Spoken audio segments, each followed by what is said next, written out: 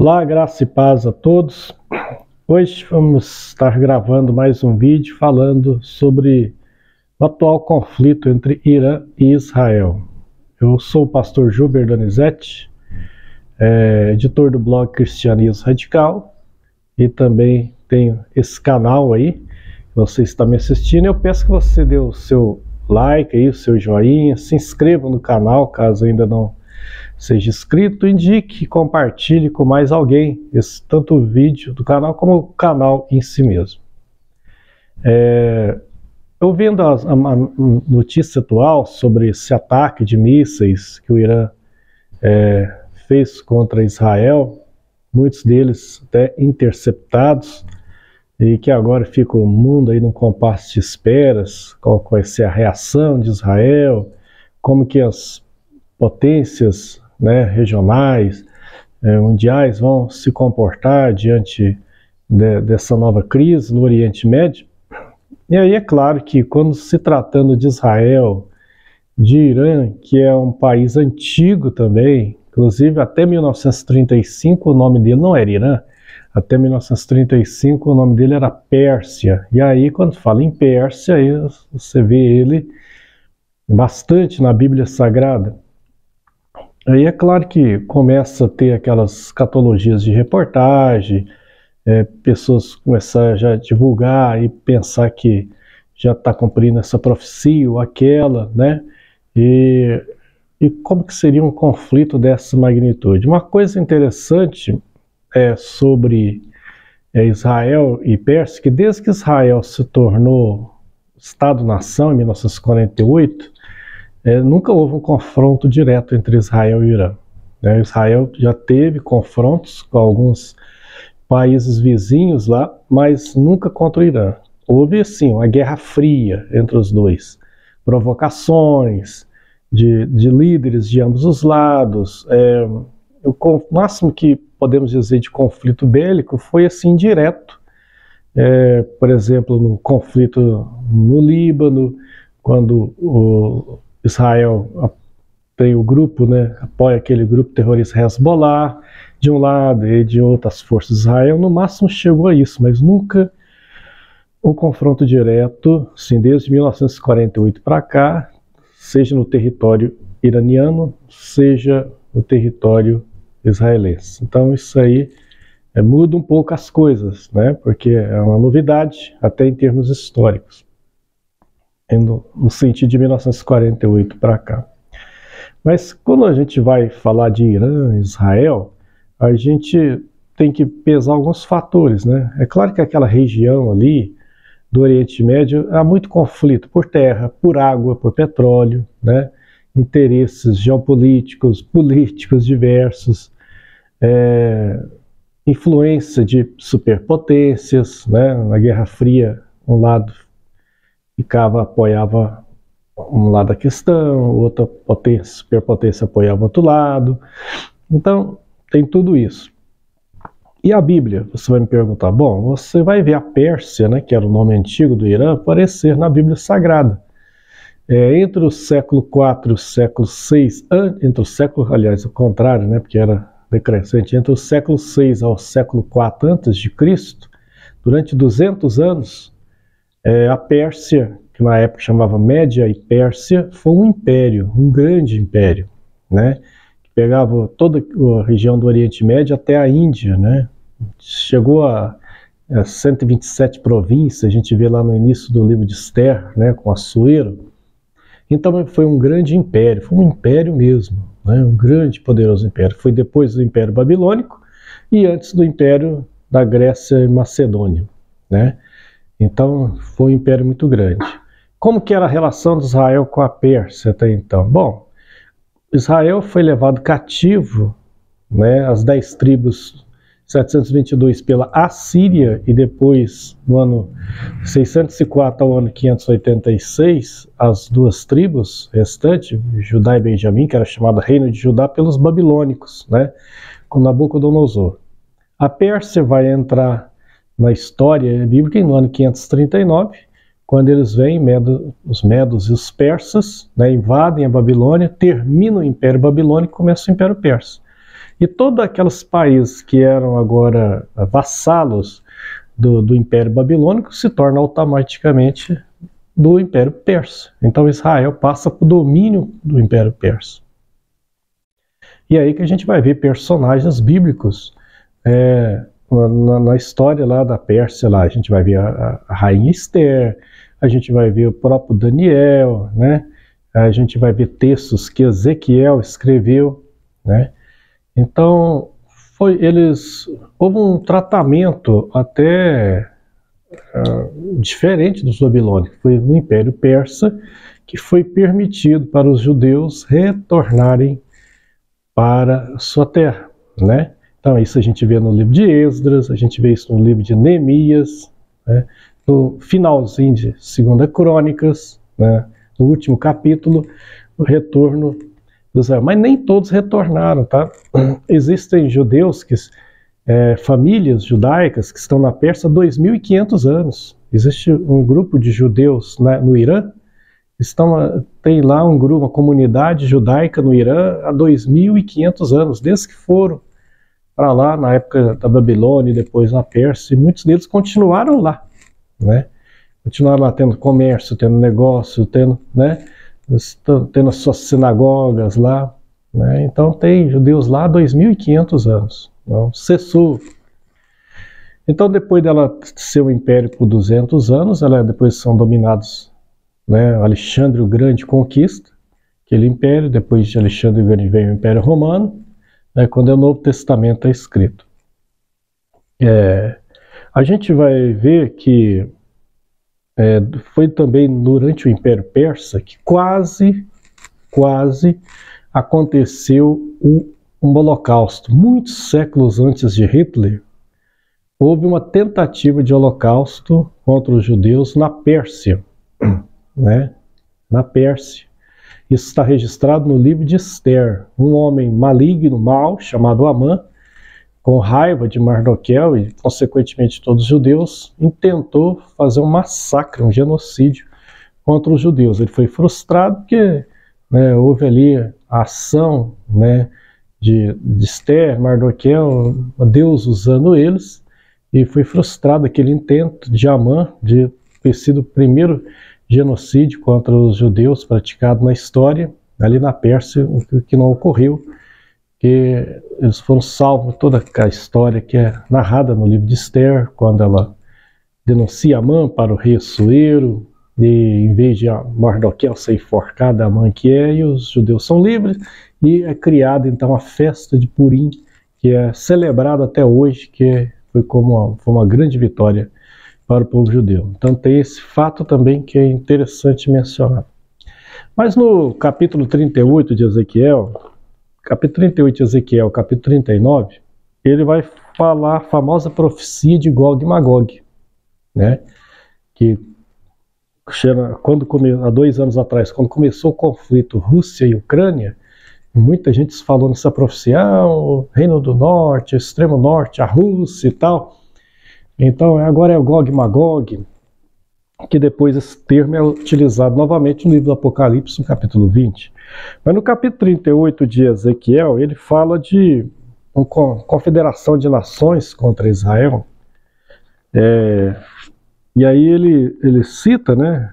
Ele fala, versículo 2, Filho do homem, volve o rosto contra Gog, da terra de Magog, príncipe de Roz, de Meseque, Tubal, profetiza contra eles. Assim diz o Senhor Deus, eis que eu sou contra ti, ó Gog, príncipe de Roz, e Meseque de Tubal. Farti que volvas, põe as anzóis no teu queixo, te levarei a ti todo o teu exército, cavalo e cavaleiros, todos vestidos de armamentos completos, grande multidão com pavês, escudo, empunhando toda a espada. Aí no versículo 5, ele cita persas e etíopes, e pute com eles, todos com escudo e capacete. Então ele está falando uma guerra, né? Uma guerra futura aí, e envolvendo uma confederação de nações, que não é liderada pelos persas. Ele cita Gog, né, e o príncipe de Magog, uma confederação, e aí cita a questão dos persas aí nessa confederação. Isso na profecia.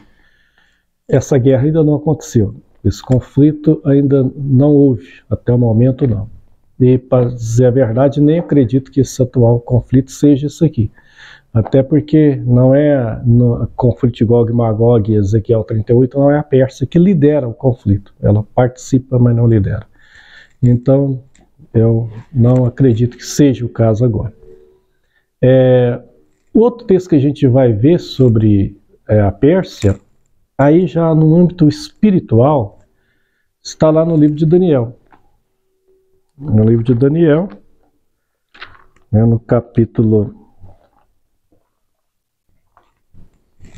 10 do livro de Daniel, quando Daniel estava lá, esteve orando, porque via as profecias de Jeremias, tinha chegado o tempo do cumprimento dela, quando os 70 anos de cativeiro da Babilônia teria que cessar, e até aquele momento Israel ainda continuava na Babilônia. Então ele faz uma linda oração no capítulo 9, o anjo Gabriel veio falar com ele.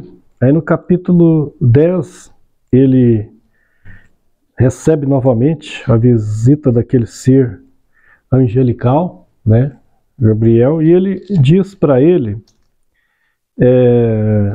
no versículo 12, capítulo 10, versículo 12, ele diz assim: então me disse, não temas, Daniel, porque desde o primeiro dia em que aplicaste o coração e a compreender e humilhar-se perante o teu Deus, foram ouvidas as tuas palavras, e por causa das tuas palavras é que eu vim. Versículo 13 tem algo interessante. Mas o príncipe do reino da Pérsia me resistiu por 21 dias. Porém Miguel, um dos primeiros príncipes, veio ajudar-me, e eu obtive vitória sobre os reis da Pérsia. Agora vim para te fazer entender o que há de suceder ao teu povo nos últimos dias, porque a visão se refere ainda a dias ainda distantes. Então que existe um outro fator nesses conflitos envolvendo a região, além do fator financeiro, geopolítico, interesses mais diversos, existe fator espiritual também. Então o que o anjo Gabriel revela ao profeta Daniel é que havia, naquela época lá, uma potestade espiritual muito forte, né, que ele denomina de príncipe da Pérsia, que quando ele veio para revelar a profecia para Daniel, houve uma resistência espiritual por essa entidade espiritual, né, essa potestade espiritual que eles chamam de príncipe da Pérsia. É quando vem o arcanjo Miguel, né, e há uma batalha espiritual, e ele chega e dá o sentido da profecia para Daniel. Então, existe um fator espiritual também, tem potestades espirituais envolvidas também naquela região desde a época do profeta Daniel. Então, estamos falando de algo que não é fácil, né? Não é à toa que, se você for olhar, por exemplo, a história do Irã, você vai ver que não é todas as nações que arriscaram empreender uma guerra contra eles, depois de Alexandre o Grande, né? Os mongóis talvez tenham sido um dos últimos, isso lá no século XII, né, da nossa era, 700, 800 anos atrás. Por quê? Porque ali tem uma geografia complicada, ela é cercada de planícies, montanhas, né? Não é fácil, né? Você vê quando os Estados Unidos invadiu o Iraque no ano 2003, que é vizinho, e a marinha dos Estados Unidos estava lá, no Golfo Pérsico, o exército no Iraque, que é vizinho, havia a ideia que ele ia aproveitar e invadir o Irã, mas não invadiu. Por quê? Porque é uma região que não é fácil, né? Os Estados Unidos já sabe muito bem que geografias complicadas não é fácil de vencer. A Guerra do Vietnã é prova disso para eles, né? Eles aprenderam a grande lição na Guerra do Vietnã e depois no conflito do Afeganistão também, e do Iraque. Então havia uma frota americana lá. Eles não estão mais lá, nem a marinha nem a frota americana estão lá mais nessa região. E quando estava, não tentou invadir. O próprio Israel nunca empreendeu uma guerra direta contra o Irã, né? O que vai dar agora desse conflito, que é o Irã que tomou a iniciativa, sempre era uma guerra fria entre os dois, não se sabe o que pode acontecer, né? O fato é que não é uma região simples de ser atacada. Ali tem uma população de cerca de 80 milhões de pessoas.